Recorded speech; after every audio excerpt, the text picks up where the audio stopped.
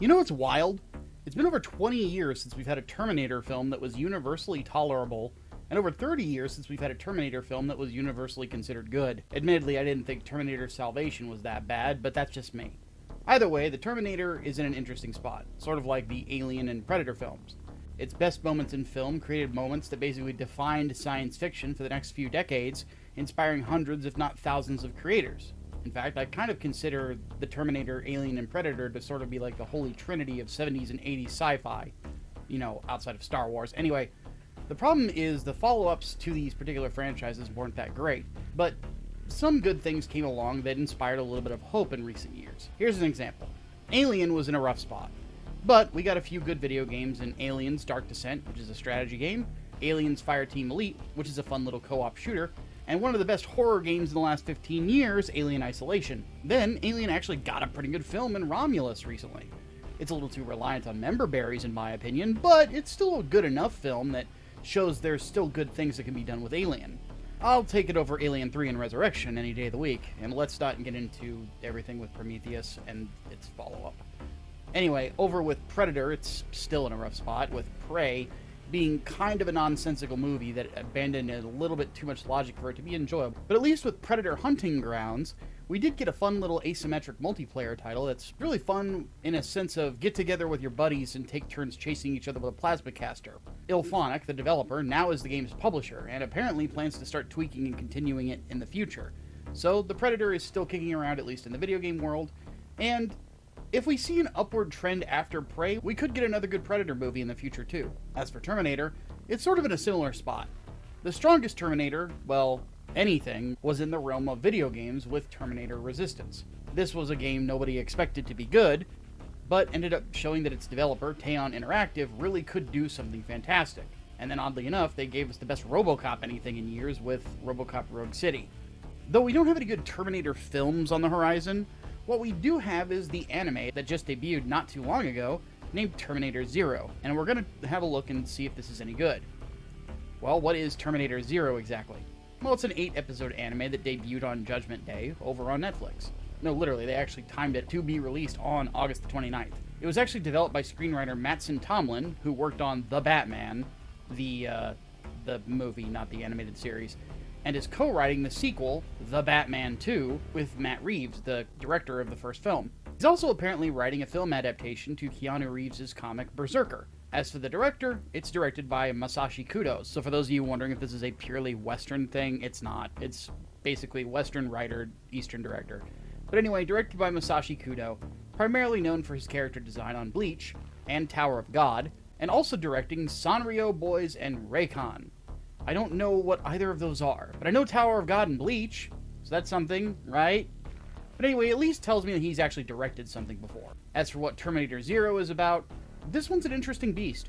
I won't get into the specifics of the plot just yet, but the overall idea is that this is a different Terminator timeline with a story that takes place in Japan. So for those of you who join me in being Arnold Schwarzenegger fans, he's not in this.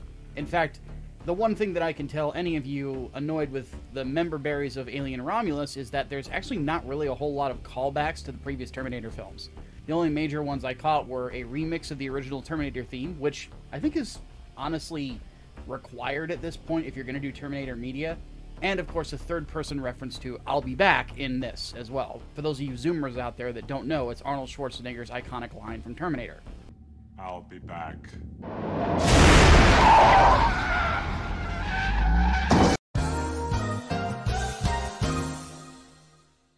So, you're not going to get any references to give me your clothes, your boots, and your motorcycle.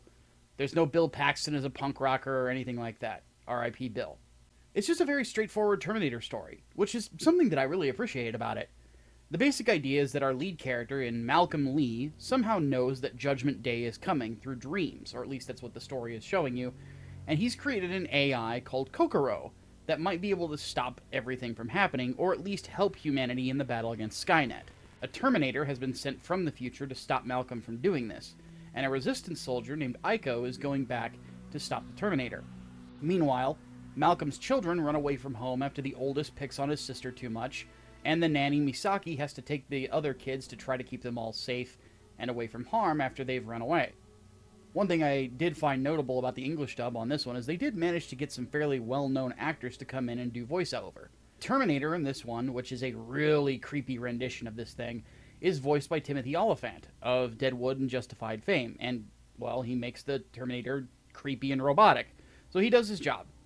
Malcolm is voiced by Andre Holland, who previously had roles in the film Selma and the TV series American Horror Story Roanoke.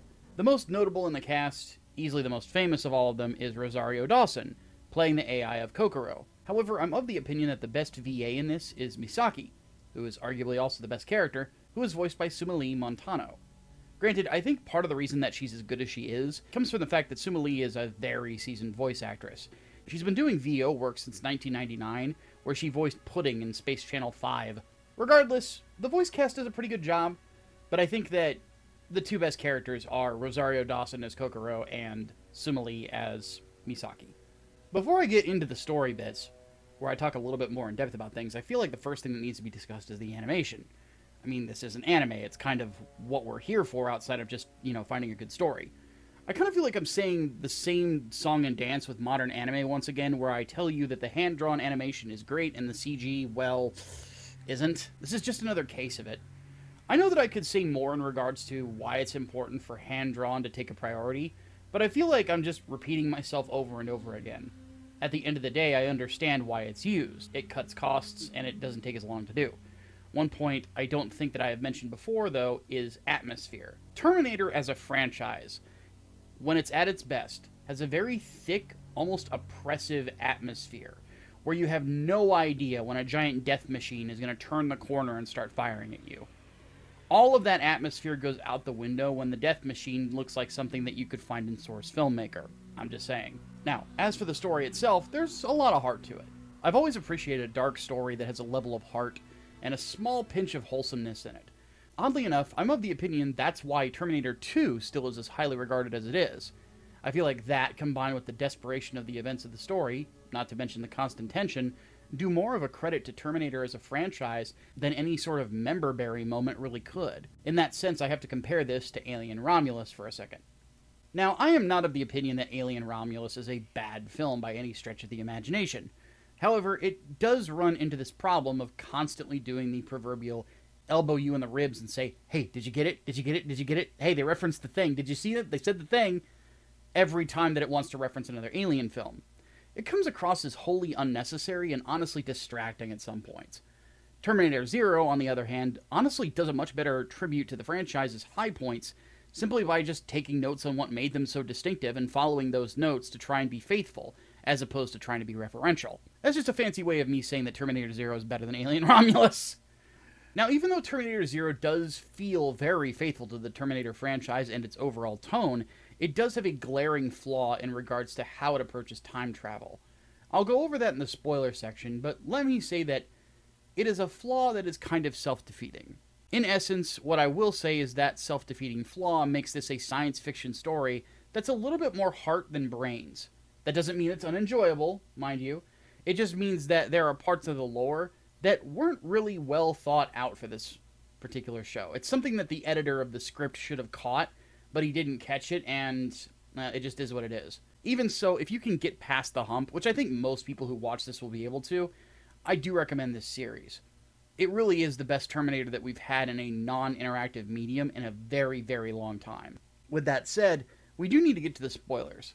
If you don't want to be spoiled on anything, Shirt Dude is going to put a timestamp on the screen right now, so you guys know where to skip to if you don't want to hear any of this. Let's get rolling. So the big flaw that comes with this is that this is the first Terminator that I can honestly think of where they get away from using a linear timeline that would be subject to a possible time paradox, and instead try to get their toes into the concept of multiverse theory. Now, before anyone freaks out, I'm not talking about the idea that we're going to have a Terminator version of Avengers Endgame that features the Council of Arnolds, that is a bunch of different versions of the T-800, and then for some reason Conan the Barbarian's here too. What I mean, in this case, is that in the very opening of the show, they established the idea that the past cannot be changed. Every time that Skynet has sent a Terminator back in time, they are creating a brand new timeline, and someone will be sent back to try and stop them. There's just a problem with that.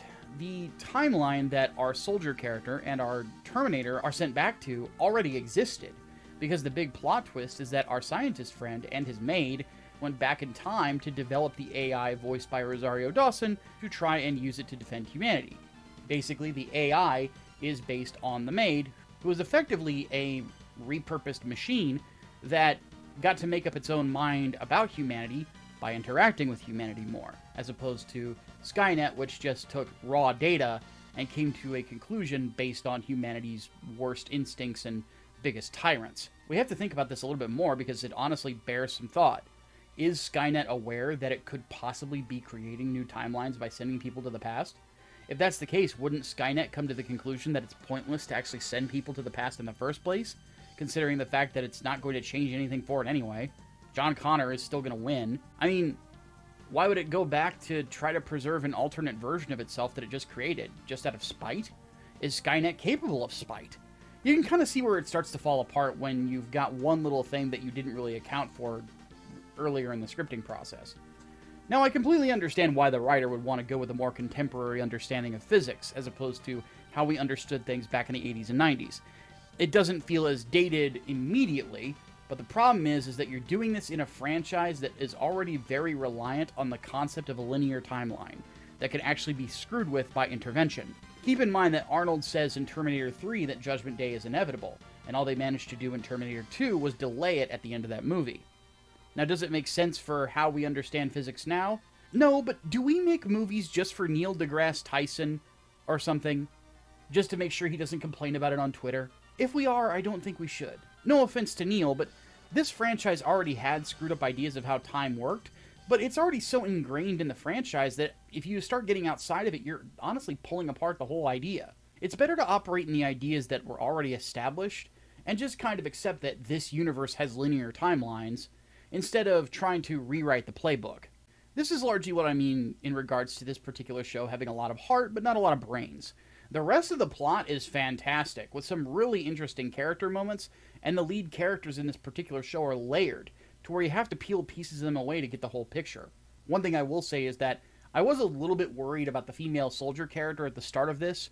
I understand that she's basically just supposed to be Kyle Reese, but I kind of worried that they weren't going to make her suffer and have a hard time fighting the Terminator, and those worries got dissuaded pretty quick, and that lady is very beat up by the end of this.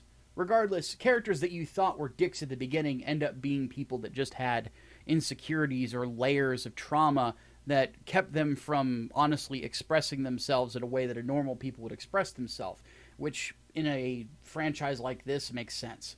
Not to mention, as I said earlier, I'm a sucker for a dark story with wholesome moments.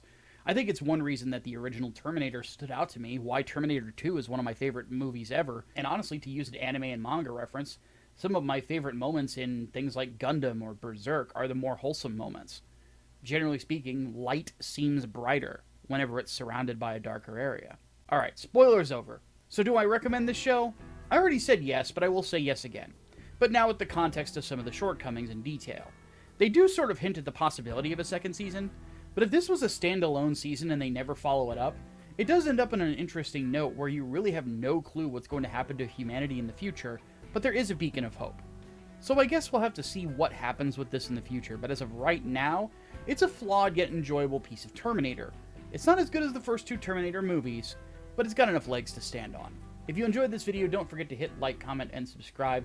Also, consider becoming a patron or channel member to support the channel on a regular basis. We definitely appreciate you guys. And if you ever want to stop by and hang out and ask me questions about future reviews I've already done, things along those lines, I stream on Tuesday, Thursday, and Saturday working on Gun Plus stuff, so you can come in and hang out with us. On that note, guys, thanks so much for watching. My name is Micah Curtis, your favorite Vanilla Gorilla. I will see you all next time.